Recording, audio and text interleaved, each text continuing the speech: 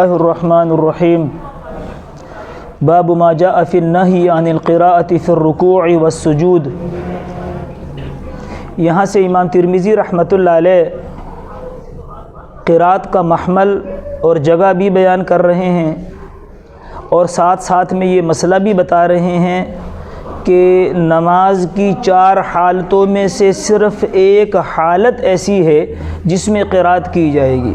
نماز کی 4 حالتیں ہیں: قیام اور رکوع اور قعود اور سجود، یعنی کھڑے ہونا، رکوع، سجدہ اور بیٹھنا۔ یہ 4 حالتیں عمومی طور پہ نماز میں ہیں۔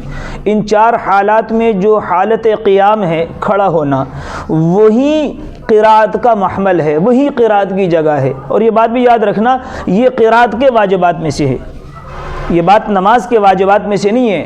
یہ بات یاد رکھنا، یہ قراءت کے واجبات میں سے ہے کہ نماز کے اندر قراءت کے واجبات میں سے یہ بات ہے کہ قیام کی حالت میں قراءت کی جائے، جیسا کہ یہ بات بھی قراءت کے واجبات میں سے ہے کہ اترتی صورتیں پڑھی جائے، یعنی پہلے کیا الم تر کیف فعل ربک باصحاب الفیل پڑھی جائے، اس کے بعد لإلاف قریش پڑھی جائے، اس طرح اترتی۔ چڑھتی صورتیں نہ پڑھی جائیں کہ پہلے قل اعوذ برب الناس پڑھ لے پہلی رکعت میں، دوسری میں قل اعوذ برب الفلق پڑھ لے۔ حالانکہ ایسا کرنے سے نماز میں سجدہ سہو واجب نہیں ہوتا، صرف کراہیت، اگر جان بوجھ کے کہے گا تو مکروہ تحریمی ہوگی، اگر جان بوجھ کے کرے گا سجدہ سہو بھی واجب نہیں ہوگا، کراہیت اس کے جان بوجھ کے کرنے سے آئے گی۔ تو یہ 2 کام قراءت کے واجبات میں سے ہے کہ آپ نے قراءت کہاں کرنی ہے؟ قیام میں، کھڑے ہونے کی حالت میں۔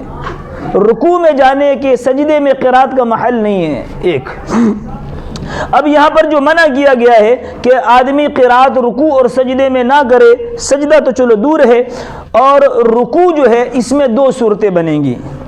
ایک صورت تو یہ ہے کہ آدمی صورت شروع کرے، اب صورت پوری نہیں ہوئی، رکوع میں چلا گیا، رکوع میں جا کے پوری کر لی، ایک آدھی آیت رکوع میں پڑھ لی، ایک یہ صورت ہے، یہ بھی مکروہ ہے۔ ایک یہ ہے کہ ابھی صورت باقی ہے اور رکوع میں جا کے اس کو پورا کر رہا ہے، یہ کراہیت کا اعلیٰ درجہ ہے، یہ بڑا درجہ ہے۔ لیکن عمومی طور پہ جو صورت سامنے آتی ہے وہ یہ ہوتی ہے کہ ایک آدھی آیت رہ جاتی ہے اور پھر وہ رکوع میں جا کے اس کو پورا کیا جاتا ہے، تو لہٰذا یہ کراہیت ہلکی ہے۔ اور بالکل کچھ ایک آدھی زیادہ آیت پڑھ لینا وہ تو بالکل مکروہ تحریمی ہے۔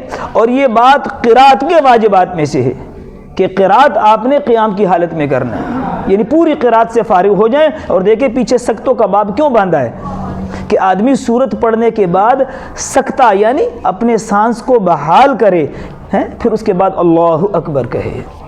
یہ اس سے پہلے سکتے کا باب اسی لیے تو باندھا ہے، لیکن ہم لوگ چونکہ ان مسائل سے واقف نہیں ہیں، عمومی طور پہ ایسا ہوتا ہے کہ صورتوں کو رکوع میں جا کے جلدی کی وجہ سے پورا کیا جاتا ہے، اس چیز سے منع کیا جا رہا ہے۔